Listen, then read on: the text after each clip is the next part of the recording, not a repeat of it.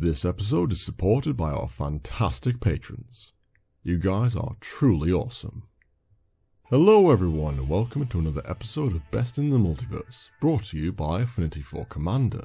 My name is Alex and today we're going to be doing something a little bit different, looking at the best budget alternatives to that big, thick boy, Craterhoof Behemoth. All prices shown in this video are taken from tcgplayer.com, which you should totally visit through our affiliate link in the description below, should you fancy buying any of the cards featured in this video. It won't cost you anything extra, but will really help the channel out a lot. But before we recommend you anything, we need to look at what makes this card so powerful to begin with. Craterhoof Behemoth is a 5/5 beast with haste for 5 generic mana and triple green. He reads, when Craterhoof Behemoth enters the battlefield, creatures you control gain trample and get +X/+X until the end of turn, where X is the number of creatures you control. This beast is an absolute, well, beast. At time of recording, he is currently sitting pretty at $33 and is in a total of 10% of all green decks according to EDHREC.com. And whilst none of these suggestions may eclipse the hoof, they definitely still pack a punch without breaking the bank.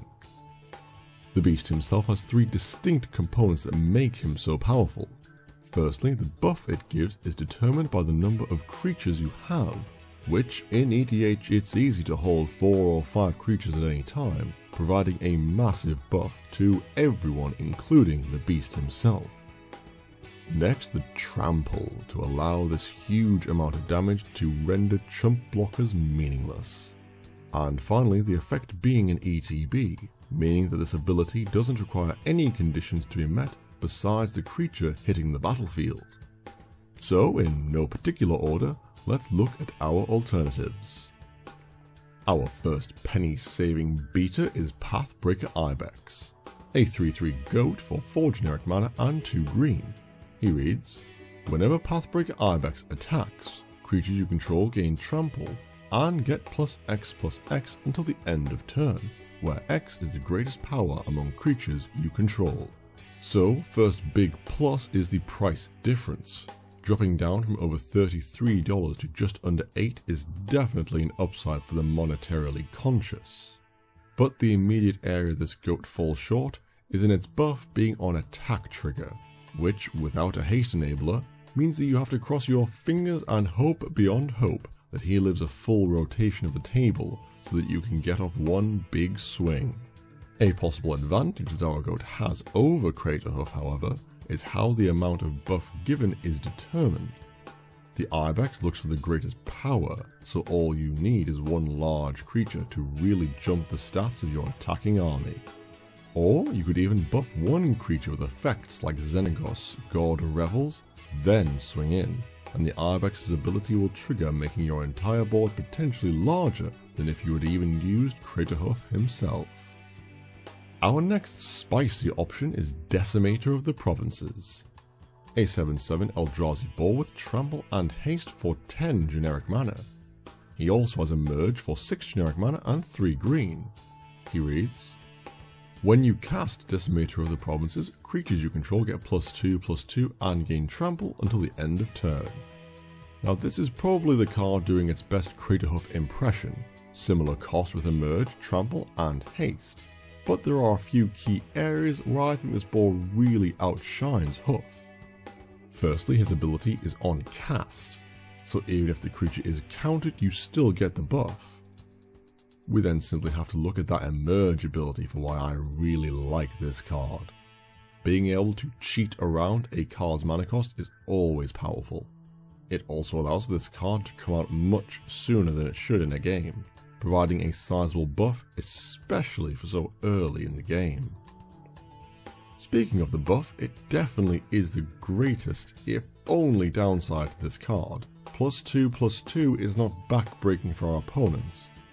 You'll either need a huge swarm of tokens or beefy mid-sized creatures that you really just need to give trample to for this card to do as much work as it should.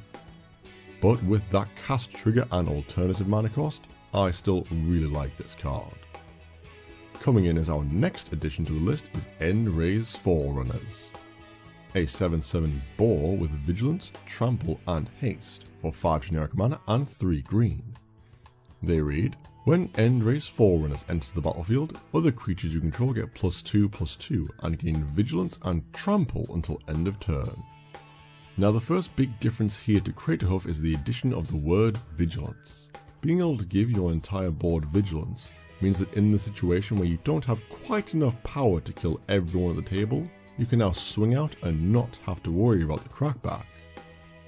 The Forerunners still gives us that all-important keyword of trample, and they themselves are also a base 7/7 with vigilance and trample as well.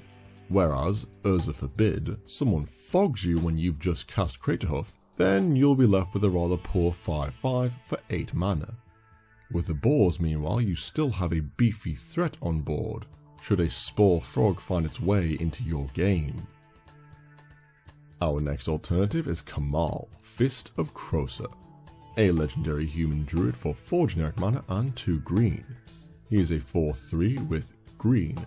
Target land becomes a 1/1 until the end of turn. And 2 generic mana and triple green, creatures you control gain +3/+3 and trample until the end of turn. This burning hunk of druid takes a slightly different stance to our previous entries. Having our buff available on a creature means we do now, much like our Ibex, have to wait for one rotation of the table to utilise him properly. Unless you have a load of green mana just lying around, but who the heck would ever produce a stupid amount of green mana? That's just crazy talk.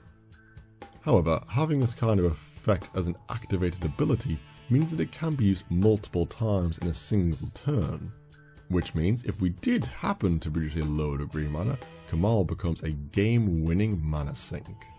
Plus, his other ability to make lands creatures does give us some insurance in case anyone at the table wants to use a board wipe rather than targeted removal for our druid. You want a board wipe? Then say goodbye to every single good land you have. Repeatability and versatility are why I love Kemal. Plus the huge guns. But maybe that's just me. Well, time for the big guns to come out. No, not you, Kemal, sit back down. The absolute best alternative for Craterhoof Behemoth on a budget is Triumph of the Hordes. Alright, fine. No one likes Infect. I suppose it'll have to be Overwhelming Stampede. A sorcery for 3 generic mana and 2 green. It reads, until the end of turn, creatures you control gain trample and get +X/+X, where X is the greatest power among creatures you control. This sorcery feels very much like Pathbreaker Ibex, but this time the effect is immediate. How this spell rivals the Huffy Boy is by not only being cheaper in mana, but giving a potential bigger buff. All it takes is one Swole Eldrazi or Hydra, and your entire board gets a buff bigger than any overpriced beast can manage. And when you're comparing these cards on price alone, our staggering $33 beast gets undercut massively by this 50-cent card. In fact, if you're in desperate need of win conditions, then you can in fact pick up all of these alternatives for less than half the price of a Craterhoof. Just remember to do so using our affiliate link in the description below, okay? And that is it for our top 5 alternatives to the biggest friendship ender in green. But what do you think? Are there any gems out there that I've missed? And what is your personal favourite way of pumping your board? Let us know in the comments below. As always, if you enjoy this type of content, don't forget to like this video and subscribe. And if you really like us, you could consider becoming a patron yourself and following us on Twitter @4commander. Links are all in the description below, and as always, we'll see you next time.